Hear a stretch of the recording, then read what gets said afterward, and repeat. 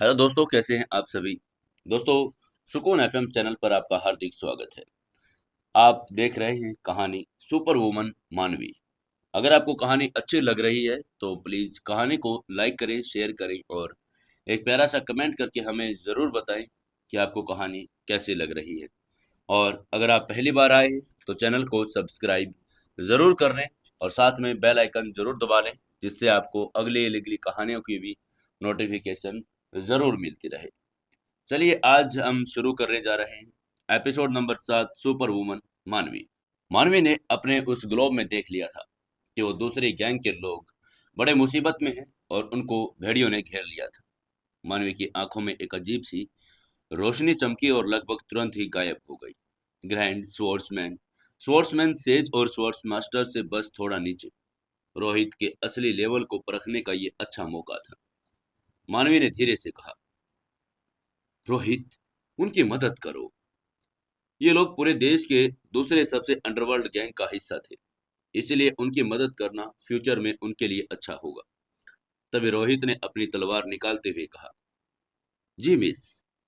उसकी तलवार थोड़ी कॉपी फिर जैती रंग की हो गई और ये एक ग्रेट फाइटर की एनर्जी का रंग था। लेकिन मानवी जानती थी कि अगर विनोद सही था तो रोहित की एनर्जी बैंगनी होनी चाहिए थी। और रोहित आंख मूंद कर आगे नहीं बढ़ा। वो जानता था कि उसका पहली प्राथमिकता मानवी की सुरक्षा ही थी। मानवी ने अपनी चिड़िया जैसी कठपुतली को वापस बुलाया और क्रिस्टल ग्रोव को एक तरफ रख दिया। उसने एक छोटी और खूबसूरत छड़ी निकाली और बेशक ये भी शंकर की ही थी। ये वो छड़ी थी जिसका इस्तेमाल शंकर ने जादूगर बनने से पहले बार किया था और इसका महत्व अलग था। मानवी ने धीरे से छड़ी उठाई और एक जटिल मंत्र का जाप करने लगी। अचानक मुट्ठी भर आग के गोले उसके सामने आ गए और वो भेड़ियों पर टूट पड़े। इस अप्रत्याशित हमले से पवन भेड़िए दर्द से चीख पड़े थे। हर तरफ झुलझे हुए फर पर गंध फैल गई थी। रोहित ने आगे एक रास्ता बना दिया और वो और मानव भेड़ियों से घिरे लोगों तक सफलतापूर्वक पहुंच गया। तभी भेड़ियों से घिरे हुए लोगों ने मानवी की तरफ देखते हुए हैरानी से नारे लगाते हुए कहा, जादूगर, जादूगर, ये एक जादूगर है। नारे आशा और खुशी के मारे भरे हुए थे। तभी एक आदमी ने हैरान होते हुए कहा, ओह, तो अच्छा तुम हो, सुंदर लड़की। वो आदमी जिसके कपड़े पर खून के कुछ धब्बे थे, ये वही आदमी था जिसने हेड ऑफिस में मानवी से बातचीत करने की कोशिश की थी। मानवी ने कोई जवाब नहीं दिया, बल्कि किसी भी खतरे के प्रति उसके पूरी तरह से सचेत रहने के लिए अपना ध्यान सामने की तरफ केंद्रित कर लिया। रात हो चुकी थी और पवन भेड़िए अचानक शांत हो गए थे। लेकिन वो यहाँ से गए नहीं थे, बल्कि झाड़ियों में छिपने के लिए सामूहिक रूप से लेट गए थे, मानो अगले वो हमले की तैयारी कर रहे हो। तभी रोबिन ने चिल्लाते हुए कहा, पहले अलाव जलाओ। रोबिन नाम का यह हट्टा कट्टा आदमी और गैंग का लीडर था और वो आखिरकार शांत और घायल हो गया था, लेकिन वो अभी भी सक्षम लोगों को कुछ छोटे मोटे काम करने का ऑर्डर दे रहा था, जिन्हें वे पूरा कर सकते थे। बाकी लोग अब भी पहरा दे रहे थे। उसी समय एक अजीब सी हवा चली। तभी अचानक दूर हवा में सफेद रोशनी की एक शुद्ध रेखा दिखाई दी। उसको देखते ही भीड़ दंग रह गई। रोशनी के स्रोत की तरफ देखने लगे थे। चकाचौंध करने वाली यह रोशनी करीब आती गई और उसके बीच में एक मानव आकृति खड़ी होकर रह गई। उसको देखते ही रोबिन ने चौंकते हुए कहा, अरे, ये तो प्रकाश के मंदिर का मेंबर है। रोबिन की आवाज और राहत में भी गहरी थी।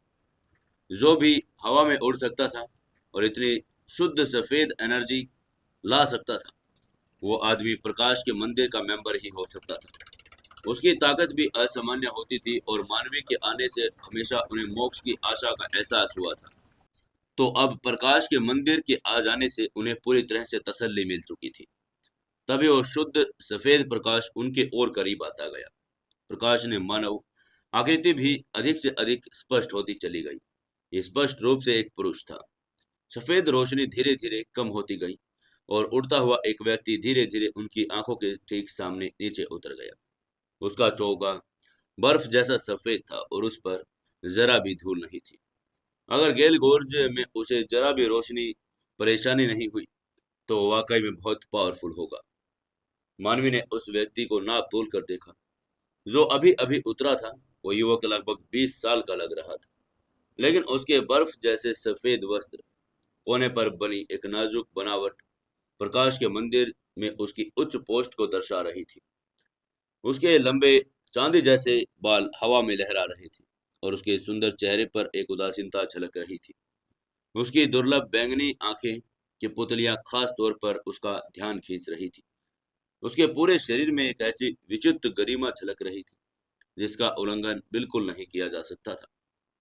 युवक ने भावशून्यता से सबकी तरफ देखा, लेकिन जब उसकी नजर मानवी पर पड़ी तो उसकी आंखों में एक अजीब सी चमक उठ गई। हालांकि उसने बिना कुछ कहे अपनी नजरें आगे बढ़ा ली। फिर उसने धीरे से अपना हाथ उठाया। तभी वहां पर एक अवर्णनीय दबाव उमड़ गया। सभी पवन भेड़िए जमीन पर गिर पड़े, करहा रहे थे, मानो वो डर रहे हों। थोड़ी ही देर में वो धीरे धीरे पीछे भी हटने लगे। रेंगते हुए जब तक चले तब तक पूरा भेड़ियों का झुंड उनकी आंखों के सामने से गायब नहीं हो गया। उसी समय जब वो दबाव भीड़ तक पहुंचा तो सभी को सांस लेना मुश्किल हो रहा था। उन सभी को घुटने टेक कर पूजा करने की इच्छा हुई। अगर वो सामान्य लोग होते तो शायद वो पहले ही ऐसा कर चुके भी होते, लेकिन क्योंकि ये सामान्य लोग नहीं थे तो स्वाभाविक रूप से सभी ने इस इच्छा को दबा लिया था। तभी ऐसा लगा जैसे उस सफेद कपड़े पहने युवक ने मानो उनकी स्थिति भांप ली हो। उसने हल्के से इशारा किया और उस दबाव को हटा दिया। दबाव हटते ही सबने राहत की सांस ली, लेकिन मानवी का चेहरा ये देखकर उतर गया था। यही ताकत थी और यही फर्क था उसके और असली ताकत के बीच। वो सोच रही थी कि वो इस इंसान से आगे कब निकल सकती थी। तभी उस बेहद खूबसूरत आदमी ने फिर से हाथ हिलाया। उसके हाथ हिलाते ही भीड़ के बीचों बीच एक शुद्ध सफेद रोशनी ने सभी घायलों को घेर लिया। उनके घाव इतनी जल्दी भर गए जैसे अभी कुछ हुआ ही ना हो। वहां लोगों की सांसें और चीखें लगातार गूंज रही थी। मरहम लगाने वाले और सफेद वस्त्र पहने आदमी ने मरहम लगाने वाले को भी फैल कर दिया था, वो भी अपने हाथ के एक इशारे से। वो एक साथ कई लोगों को ठीक कर सकता था। बैंगनी आंखों वाले उस खूबसूरत आदमी ने किसी के भी धन्यवाद कहने का इंतजार नहीं किया और वहां से उड़कर चंद ही सेकंडों में उनकी नजरों से ओझल भी हो गया। उसके ओझल होते ही वहां खड़े लोगों को एकदम से होश आया। उन्हें एहसास हुआ कि वो कितने असभ्य थे। ये सब उसकी ताकत देखकर दंग ही रह गए थे और अपने जीवन रक्षक को किसी ने धन्यवाद भी नहीं कहा। वही मानवी रात के आसमान की तरफ देखती रही। काफी कुछ देर बोली भी नहीं। उसके पास खड़ा रोहित भी चुप रहा, मानो मानवी की अजीबोगरीब बदलती भावनाओं को वो समझ रहा हो। तभी रोबिन ने यह सुनिश्चित करने के लिए बाद की आसपास में अभी कोई नहीं है, मानवी से उत्सुकता से पूछा, मानवी, तुम यहाँ क्या कर रही हो? सिर्फ तुम दोनों? तुम्हारे साथ कोई और नहीं? मानवी ने संक्षेप में जवाब दिया, हाँ, हम बस यहाँ एक काम पूरा करने के लिए आए हैं। तभी रोबिन ने मुस्कुराते हुए उन्हें तहे दिल से धन्यवाद देते हुए कहा, आपकी मदद के लिए बहुत बहुत धन्यवाद। मैंने तो अभी तक आपका नाम भी नहीं पूछा, मिस। मानवी ने हल्के से कहा, उसकी कोई जरूरत भी नहीं है, हमने ऐसा कुछ भी नहीं किया है। रॉबिन ने गंभीरता से जवाब देते हुए कहा, ऐसा मत कहिए मिस, हम सब आपकी इस मदद के लिए दिल से याद रखेंगे। मानवी ने ठंडे स्वर में कहा, अब कोई खतरा नहीं है, इसलिए हम जा रहे हैं। ये कहते हुए उसने रोहित की तरफ इशारा किया और उससे कहा, चलो रोहित। जाहिर है अब उसका मूड अच्छा नहीं था। तभी रॉबिन ने उनको रोकते हुए कहा, वेट, मिस, अगर आपको कोई आपत्ति ना हो तो हमारे साथ ही यहाँ डेरा डाल लीजिए। जितने ज्यादा लोग उतना ज्यादा सुरक्षित। हमें पता चला है कि गेल गोर्ज आज असामान्य लग रहा है, मानो कुछ गड़बड़ हो गई हो। इसीलिए हमें बेपवन भेड़िए मिल गए थे। उसके चेहरे पर ईमानदारी साफ झलक रही थी और उसे इस खूबसूरत लड़की की सुरक्षा की सचमुच में चिंता हो रही थी। उसके मानो मन ही मन में उसने कहा, कितना दयनीय होगा अगर इतनी सुंदरी उन बदसूरत जानवरों के हाथ अपनी जान गंवा देगी तो। तभी रोहित ने मानवी से फुसफुसाते हुए कहा, मानवी, उनकी बात कुछ हद तक तो सही है। यहाँ कुछ तो असामान्य है। मेरे हिसाब से हमें यहीं पर डेरा डाल लेना चाहिए और कल उस जगह पहुंचकर इनसे अलग हो जाना चाहिए। उसकी बात सुनकर मानवी ने कुछ देर के लिए फिर सोचा, सिर हिलाया। सचमुच हवा में एक अजीब सी लहर दौड़ रही थी। रात में जलती हुई अलाव की रोशनी की खुले मैदान में चमक रही थी। हर तंबू में अपनी रोशनी जल रही थी। मानवी तंबू में अकेली बैठी ध्यान लगा रही थी और वो अपने एलिमेंट्स को आत्मसात कर रही थी। गेल गोर्ज में एलिमेंट्स का दिल्ली शहर अंदर की तुलना में स्पष्ट रूप से अधिक था। वहीं रोहित तंबू से कुछ दूरी पर अलाव के पास बैठकर अन्य लोगों के साथ सहजता से बातें कर रहा था। तभी रॉबिन ने रोहित का शुक्रिया अदा करते हुए कहा, भाई, आज के लिए बहुत बहुत धन्यवाद। मैं रॉबिन हूँ, आयरन ब्लड गैंग के 70वें ग्रुप का लीडर। और आप? रॉबिन ने अपनी वाइन की बोतल से वाइन पी और वो जिंदा रहने का जश्न मना रहा था। बेशक वो अपनी लिमिट्स और प्राथमिकताएं जानता था और नशे में धुत नहीं होता था। तभी रोहित ने हल्के से जवाब दिया, मेरा नाम रोहित है। रॉबिन ने रोहित को मानवी का नाम पुकारते हुए सुना था, इसलिए उसने पुष्टि करने के लिए फिर पूछा, और वो यंग मिस मानवी है? तभी रोहित ने उदासीनता से रॉबिन के अगले शब्दों को रोकते हुए कहा, हाँ, दरअसल हमने ज्यादा मदद नहीं की। असल में जिस व्यक्ति ने तुम्हारी मदद की वो प्रकाश के मंदिर वाला व्यक्ति था। रॉबिन ने अपने हाथ में रखी वाइन की बोतल नीचे रख दी और गंभीर भाव से बोला, वो व्यक्ति जरूर पावरफुल तो था। उसने कोई जादू भी नहीं किया, बस प्रेशर डालकर ही जानवरों को भगा दिया। उसके कपड़ों के किनारे पर बड़े सुनहरे पैटर्न से हम बता सकते हैं कि वह प्रकाश के मंदिर का कोई नॉर्मल मेंबर नहीं था। हालांकि जिन पवन भेड़ियों को उसने भगाया था वे थर्ड क्लास के जानवर थे। सिर्फ प्रेशर डालकर उन्हें भगाना मुश्किल था और उससे ही पता चलता है कि वो इंसान बहुत ज्यादा पावरफुल था। उसकी बात सुनकर रोहित ने थोड़ा सोचा। उसका मन उस खूबसूरत आदमी के बारे में विचारों से भर गया था जिसकी बैंगनी आंखें अत्यंत दुर्लभ थी। रोहित ने अचानक निश्चिंत होते हुए कहा, कहीं वो प्रकाश के मंदिर का पवित्र दिव्य प्रिंस था? उसकी बात सुनकर रॉबिन और बाकी सब लोग हैरान रह गए। रॉबिन को काफी देर बाद कुछ होश आया। उसने लगभग किसी सम्मोहन में डूब कर कहा, नहीं नहीं, अफवाहें हैं। ये पवित्र दिव्य प्रिंस के पास प्रकाश की शुद्धतम पावर है और वह न केवल एक पावरफुल जादूगर है बल्कि एक दुर्लभ डॉक्टर भी है। वो पोप के पद के लिए अगला दावेदार है। कहा तो ये भी जा रहा है कि उसकी बैंगनी पुतलियां भविष्य भी देख सकती हैं। उसकी बात सुनकर रोहित चुप रहा। उसने रॉबिन की कही बातों पर यकीन कर लिया था। वे अतिशोक्तिपूर्ण नहीं थी, इसलिए उसने कुछ पल पहले ही व्यक्ति की ताकत देखी थी। लेकिन बैंगनी रंग की आंखों में पुतलियां जो भविष्य देख सकती थी अतिशोक्तिपूर्ण हो सकती थी और अफवाहें अक्सर बेमानी हो जाती थी। वहीं उधर तंबू में मानवी ने धीरे धीरे अपनी आंखें खोली। उसकी आंखों में ठंडक और अनिच्छा स्पष्ट थी। उसने मन ही मन उस हैंडसम लड़के के बारे में सोचते हुए कहा, वाह, बलवान। तो इस दुनिया में बलवान ऐसे ही होते हैं। उसने सोचा कि पावरफुल बनना ही होगा। मानवी ने धीरे से अपनी आंखें बंद कर ली। एक दिन वो उतनी ही पावरफुल बन जाएगी, नहीं उससे भी ज्यादा पावरफुल। ये मानवी का उससे पहला संपर्क था और निश्चित रूप से अंतिम नहीं। रात्रि के आकाश में सबसे चमकीला तारा अपने मार्ग में थोड़ा भटका हुआ प्रतीत हो रहा था। वहीं उधर दिल्ली के प्रकाश मंदिर में एक नम अंधेरे कमरे में रेशमी हरे बालों वाली एक लड़की अपनी बाहों को कसकर सिकोड़े हुए थी। वो प्रकाश के मंदिर की सबसे अच्छी भविष्यवक्ता थी। उसके सामने एक पुराने लकड़े के रैंक पर पड़ी पहले साफ और चमकदार क्रिस्टल बॉल, अब काले रंग की एक हल्की सी लकीर भी पड़ गई थी उस पर, जिसे देखकर उसे अशुभ अनुभूति हो रही थी।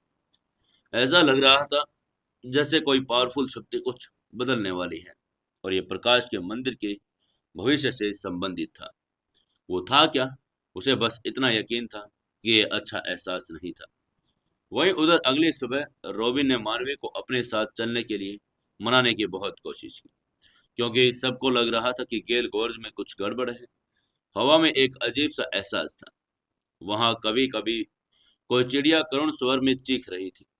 जादुई जानवर लगातार गेल गोर्ज से बाहर भाग रहे थे, लेकिन किसी ने उन पर हमला करने की कोशिश नहीं की, और ऐसे व्यवहार कर रहे थे मानो उन्होंने उन्हें देखा ही ना हो, सीधे ही भाग रहे हो। ऐसा लग रहा था कि वो अंदर से किसी चीज से बहुत ज्यादा डर गए थे। रॉबिन ने स्थिति पर हैरान होकर अपनी ठुड्डी पर हाथ फिराते हुए कहा, मुझे ये कुछ ज्यादा ही अजीब लग रहा है। तभी रोहिन के पीछे खड़े समझदार युवक ने कहा, रॉबिन, मुझे लग रहा है कि हमें और गहराई में नहीं जाना चाहिए। मुझे ये सब देखकर कुछ ठीक नहीं लग रहा। वो ग्रुप का एकमात्र जादूगर था और उनका सलाहकार भी था। उसकी बात सुनकर रॉबिन का चेहरा गंभीर हो गया। पहले भी कई परिस्थितियों में साबित कर दिया था कि उनका जादूगर हर बार सही होता था।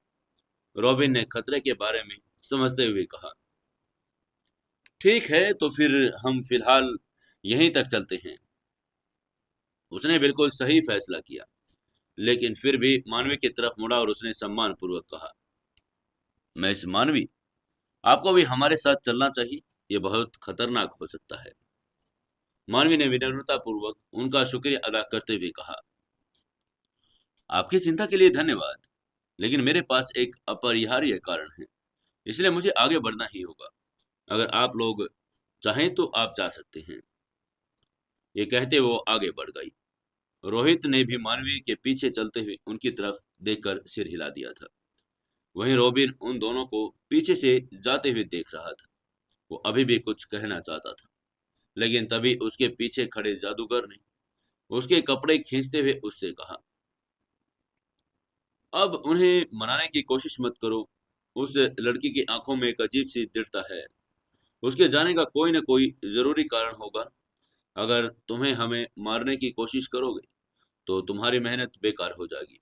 और हाँ, वो एक जादूगर नहीं है, इसलिए चिंता करने की भी कोई जरूरत नहीं है। रॉबिन ने चुपचाप आंख भरी और मन ही मन प्रार्थना की, इस खूबसूरत यंग लड़की को कोई खतरा ना हो। वहीं रोहित और मानवी चलते रहे, लेकिन उन्हें पूरे रास्ते जादुई जानवरों का कोई संकेत नहीं दिखाई दिया। लेकिन हवा में एक अजीब सा एहसास बरकरार था। जैसे जैसे वो आगे बढ़ते गए, मानवी को हवा में दो तरह के सार का एहसास होने लगा। एक जानी पहचानी शुद्धिकरण पावर और दूसरी अंधेरी पावर। तभी अचानक उन्हें खुली जमीन का एक विवरण दिखाई दिया। रोहित ने आंखें तिरछी करके सामने की गंदगी देखी। टूटे हुए पेड़ जमीन पर बिखरे पड़े थे। बड़े बड़े पत्थरों ने जगह जगह छेद कर दिए थे। ये जगह हमेशा से खाली जमीन पर विस्तार नहीं थी, बल्कि यहाँ एक हरा भरा जंगल था। जाहिर है ये कोई भयंकर युद्ध हुआ हो। मानवी भी सोच रही थी। उसे लग रहा था कि पवित्र दिव्य प्रिंस ने कल जो शुद्ध ऊर्जा छोड़ी थी, वैसे ही ऊर्जा उसके ओपोनेंट ने भी छोड़ी थी। ये धुंधली सी काली ऊर्जा उसके दुश्मन की लग रही थी। पवित्र दिव्य प्रिंस ने जो साफ सुथरा कपड़ा पहना था, उसे लग रहा था कि उसने भारी मतों से जीत हासिल की होगी। क्या पीछे छूटे दोनों ऊर्जाओं ने ही जादुई जानवरों को बेचैन कर दिया था? पीछे छूटी इन दो विरोधी ऊर्जाओं ने लोगों को सचमुच असहज तो कर दिया था। उनके सामने जमीन की हालात देखकर ऐसा लग रहा था कि कोई समस्या तो जरूर है, लेकिन उसका समाधान हो चुका था। ये जरूर कोई अंधेरी पावर रही होगी, लेकिन पवित्र पुत्र ने उसे नष्ट कर दिया था। तभी मानवी ने उदासीनता से कहा, चलो चले। और ये कहते हुए वो आगे बढ़ गई। रोहित भी उसके पीछे पीछे ही चल रहा था। उन दोनों में से कोई भी ये ध्यान नहीं दे रहा था कि अंधेरे सीलन भरे कोने में एक चमकदार काले पत्थर से एक अजीब सी चमक आ रही थी और ये बहुत मंद थी। तभी चलते चलते मानवी ने अपने बैग से नक्शा निकाला और उसे ध्यान से देखने लगी। फिर उसने सामने देखा।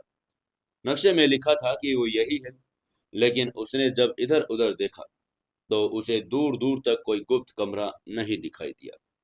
वो जहां तक देख सकती थी सिर्फ एक विशाल झील, उसके नीचे तेजी से बहता हुआ एक झरना था। तभी रोहित ने कंफ्यूजन में पूछा, मिस, क्या ये वही जगह है? रोहित भी बेचारा उलझन में था। मानवी ने कुछ नहीं कहा। उसने बस अपनी आंखें बंद कर ली। शायद वो गुप्त कमरा जादुई एलिमेंट्स का समूह होगा, लेकिन मानवी को निराशा हुई। जादुई एलिमेंट्स व्यवधान के समान रूप से फैले हुए थे। तभी रोहित ने उनके पास जाते हुए पूछा, मिस, क्या शंकर ने आपको गलत नक्शा दे दिया? रोहित ये पूछने से खुद को रोक नहीं पाया था। जैसे उसने वाक्य पूरा किया और वैसे ही झील की शांत सतह अचानक लहरदार हो गई। ये देखकर रोहित ने बोहें चढ़ाई, जल्दी ही मानवी के सामने खड़ा हो गया। लेकिन मानवी ने बस अपनी बोहें ऊपर उठाई, क्योंकि उसे झील की लहरों में जादुई एलिमेंट साफ साफ महसूस हो रहे थे। रोहित के शंकर का नाम लेते ही झील में लहरें उठ गई। मानवी समझ गई थी कि शंकर के दोस्त ने जरूर कोई न कोई उपाय किया होगा। वो नीचे बैठी और झील से धीरे से बोली, शंकर मेहता। ये शंकर का पूरा नाम था।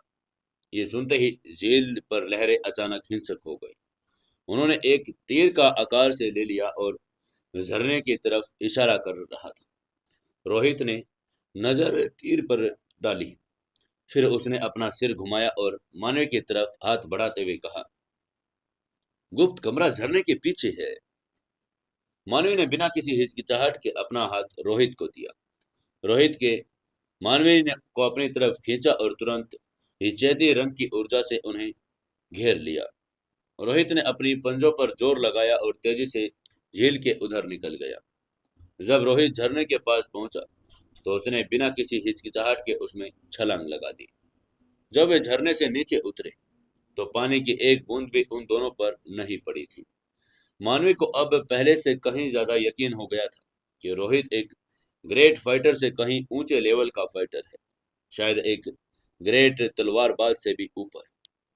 झरने के पीछे के अंधेरे पर अभ्यस्त होना मुश्किल था और मानवी ने अपने आसपास के इलाकों को रोशनी करके निकले एक फायरबॉल निकाली। रास्ता पथरीला था और उसमें एक इंसानों द्वारा बनाया गया रास्ता अंधेरे में जा रहा था।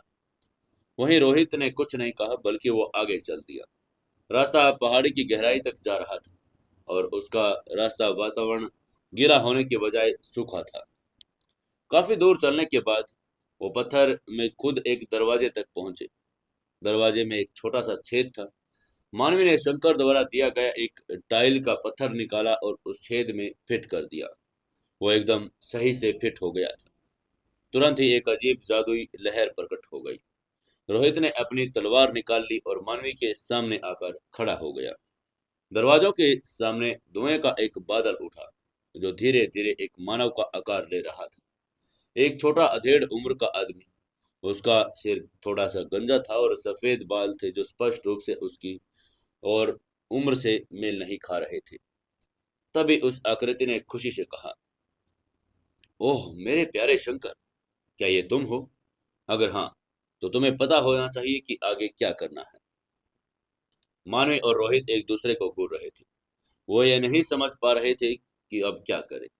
मानवी असमंजस में थी। मास्टर शंकर ने उसे ये नहीं बताया कि अगर वो ऐसी स्थिति आ जाए तो उसे क्या करना था। अब नहीं समझ में आ रहा था। तभी वहां एक अजीब सा सन्नाटा छा गया। मानवी और रोहित दोनों बेहद सतर्क थे। वो आकृति भी चुपचाप इंतजार कर रही थी। काफी देर तक किसी के न बोलने के बाद आकृति फिर बोली, क्या तुम शंकर नहीं हो? अगर नहीं हो तो फिर तुम शंकर का पूरा नाम कैसे जान सकते हो? दुनिया में 3 से ज्यादा लोग नहीं जो शंकर का पूरा नाम जानते हैं। मानवी ने कोई जवाब नहीं दिया, क्योंकि वो जानती थी कि अगर वो व्यक्ति जिंदा होता तो वो उसे ऐसा नहीं कहता। उस व्यक्ति ने इसके लिए तैयारी कर रखी थी। ये जादुई छवि थी। तभी इस छवि ने खुद से फुसफुसाते हुए कहा, तुम्हारे शंकर से क्या रिश्ते हैं? उसकी बेटी, उसका बेटा? बिल्कुल नहीं। अगर उसकी संतान की शादी हो गई तो उसके लिए अपना सिर काटकर स्टूल बना दूंगी। छवि खुद से ही बातें करती रही। फिर उसने आगे कहा, ये लड़की उसका पूरा नाम तो जानती है, लेकिन उसके बच्चे तो है ही नहीं। तो फिर एक ही संभावना हो सकती है कि उस सन के इंसान ने कोई स्टूडेंट बना लिया हो। वहीं रोहित ने उस छवि को हैरानी से देखा। उसने मन ही मन में कहा, क्या ये व्यक्ति शंकर को इतनी अच्छी तरह जानता था? छवि ने मानवी की तरफ इशारा करते हुए कहा, ठीक है नन्ही लड़की, अब जब तुमने उस बूढ़े को स्टैंड बनाने पर मजबूर कर दिया है, तो फिर चलो मैं भी देखता हूँ कि तुमने ये रहस्य सीखने की क्षमता रखती है या नहीं। इस छोटी सी टाइल पर अपना हाथ रखो। उसकी बात सुनकर रोहित ने भौहें चढ़ाई। शक भरी नजरों से छवि को देखा। फिर उसने मानवी की तरफ सवालिया नजरों से देखा। यह बहुत ही भयानक था। मानवी ने टाइल पर अपना हाथ रख ही दिया और एक ही क्षण भी नहीं लगा वो हिचकिचाई नहीं। उसी क्षण कमरे में रोशनी फैल गई। चमकदार सफेद रोशनी ने मानवी को घेर लिया। लेकिन बाहर खड़े रोहित साफ देख रहा था कि रोशनी ने मानवी की भौहें आपस में सिकुड़ गई थी। उसका चेहरा चादर की तरह सफेद था। दर्द साफ झलक रहा था। क्या मानवी का ऐसा हाल इसलिए था क्योंकि उसे जादू विरासत में मिला था? रोहित ने अपनी चिंता दबाई और मानवी को बचाने के लिए दौड़ा। लेकिन काफी देर लगने के बाद भी रोशनी तेज गायब नहीं हुई। मानवी की भौहें और भी ज्यादा सिकुड़ गई। उसका चेहरा और भी पीला पड़ गया और उसके चेहरे पर बहुत सारा खून भी आने लगा। रोहित को बस इतना पता था कि मानवी एक बहुत ही खतरनाक मुसीबत में फंस गई है, लेकिन उसको ये नहीं पता था कि वो उसकी अब मदद कैसे कर सकता था। रोहित भी बहुत चिंतित था, लेकिन उसने बीच में बोलने की हिम्मत नहीं की, क्योंकि वो जानता था कि इससे मानवी और भी अधिक खतरनाक स्थिति में पड़ जाएगी। लेकिन रोहित को ये नहीं पता था कि मानवी को ऐसी खतरनाक स्थिति में डालने वाला व्यक्ति कोई और नहीं बल्कि मानवी खुद ही थी। अंधकार, अराजकता, भ्रम, घबराहट, क्रोध, अनिच्छा, पछतावा, ये सभी नकारात्मक भावनाएं मानवी के मन में एक साथ भर गई थी। वहीं मानवी के कान के अलग अलग आवाजें गूंज रही थी। पहली आवाज ने उससे कहा, तुम शैतान के अवतार हो, तुम्हें इस दुनिया में कभी भी नहीं आना चाहिए था।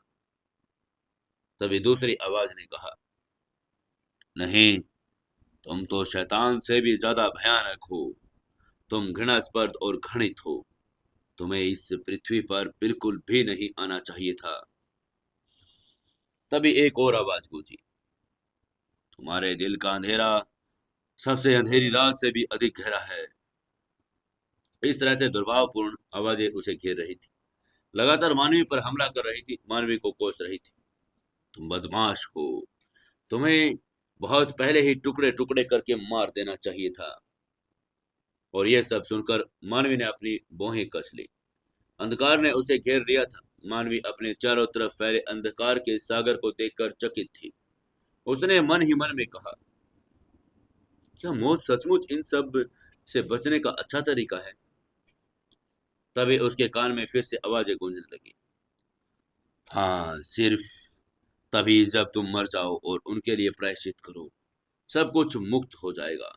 तुम्हारी मौत देखकर सभी खुश होंगे, जिनमें वो लोग भी शामिल हैं जिनकी तुम सबसे ज्यादा परवाह करती हो। जल्दी से खुद को मुक्त करो।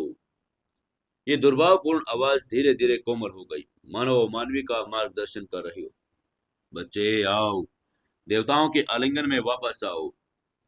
लेकिन जैसे ही उसने आखिरी समाप्त वाक्य सुना, मानवी ने अचानक अपनी आंखें खोल ली। उसके आसपास की सफेद रोशनी बिना किसी निशान के तुरंत गायब हो गई। उसके मन में ये दुर्भावपूर्ण आवाजें गूंजने भी गायब हो गई थी। तभी रोहित ने घबरा कर उसके पास आते हुए पूछा, मानवी, क्या तुम ठीक हो? अभी तुम्हारे साथ क्या हुआ था? मानवी बहुत डरावनी लग रही थी। हम्म। मानवी ने ठंडे स्वर में हुफ किया और अपनी उंगली ठंडे गीले कोने पर फिराई। तभी एक हल्की सी लो निकली और एक तीखी चीख निकली। रोहित ने हैरानी से उस जगह को देखा जहां मानवी ने हमला किया था। वहां देखा तो एक चिकना काला पत्थर था। इस समय पत्थर से एक आकृति धीरे धीरे ऊपर उठ रही थी। यह आकृति एक बच्चे के जैसी छोटी थी। वो बहुत धुंधली, मानो अलग अगले ही पल वो गायब हो जाएगी। ऐसा भी लग रहा था मानो उसे दर्द हो रहा हो। जाहिर है, क्योंकि मानवी ने उसे मारा था। आकृति को देखा और अचानक धीमी आवाज में उसने पुकारा, ये एक भूत नहीं। मानवी ने थोड़ी सी खुश होते हुए कहा, बुरा है, अपनी सारी ऊर्जा छिपाकर हमारा पीछा कर पाना। मानवी आगे बढ़ी और एक छोटा सा पत्थर उठाकर उसके साथ खेलने लगी। ये बेहोश आकृति तुरंत भयभीत हो गई।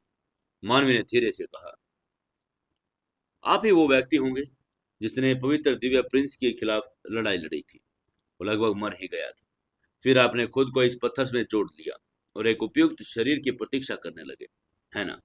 इसलिए तुम ये लो। और ये कहते हुए उसने उस पत्थर को जोर से कुचल दिया। वो आकृति तुरंत डर के मारे चिल्लाई, मत करो, मत करो, मैं तुमसे विनती कर रही हूँ, प्लीज इस पत्थर को मत कुचलो। मानवी ने ठंडी हंसी हंसते हुए बोला, तुमने मेरे शरीर के बारे में कैसे निर्णय ले लिया? ये कहते हुए अपने हाथ में पत्थर से खेलने लगी। वो आकृति हिचकिचाते हुए बोली, क्योंकि आप एक दिलचस्प अतीत वाले व्यक्ति हैं। कहानियों वाले लोगों के दिलों की गहराई में हमेशा अंधेरे साए होते हैं। इसके अलावा आप एक जादूगर हैं, बहुत उपयुक्त हैं। उसकी आवाज कमजोर हो गई। उसको डर था कि मानवी कहीं पत्थर को कुचल न दे। वहीं रोहित के चेहरे के भी भाव बदल गए थे। उसने उस आकृति को संदेह से देखा और मानवी के पास एक छिपा हुआ पक्ष था और वो निशांत एक बात की गवाही दे सकते थे कि वो उसके लिए सामने खड़ी मानवी पहले से बिल्कुल अलग इंसान थी। लेकिन वो कौन थी? रोहित ने अचानक उस काले पत्थर को पकड़कर उससे व्यक्तिगत रूप से पूछने का मन बना लिया था। मानवी ने रोहित की आंखों में शक भरी झलक देखी। उसने ठंडे स्वर में हुंकार भरी और बेरहमी से पत्थर को जोर से दबा दिया। वो आकृति चीखने लगी, प्लीज प्लीज मत करो, तुम्हें मैं सब कुछ बता दूंगी, प्लीज ऐसा मत करो। मानवी ने फिर ठंडे स्वर में कहा, चुप रहो, मुझे तुमसे कुछ भी बात नहीं करनी, चुपचाप अंदर जाओ। उसके मन में उस अनजान आदमी से पूछने के कई सवाल थे, जो उस पर हमला करना चाहता था, लेकिन उसके लिए ये जगह ठीक नहीं थी। अब क्या करेगी मानवी? क्या करेगा रोहित? क्या होगा आगे? कहानी में जानने के लिए जुड़े रहिए अपनी कहानी सुपर वुमन मानवी के साथ। दोस्तों, कहानी को ज्यादा से ज्यादा लाइक करें, शेयर करें और कमेंट जरूर से जरूर करें और हाइप वाला बटन भी जरूर दबाएं।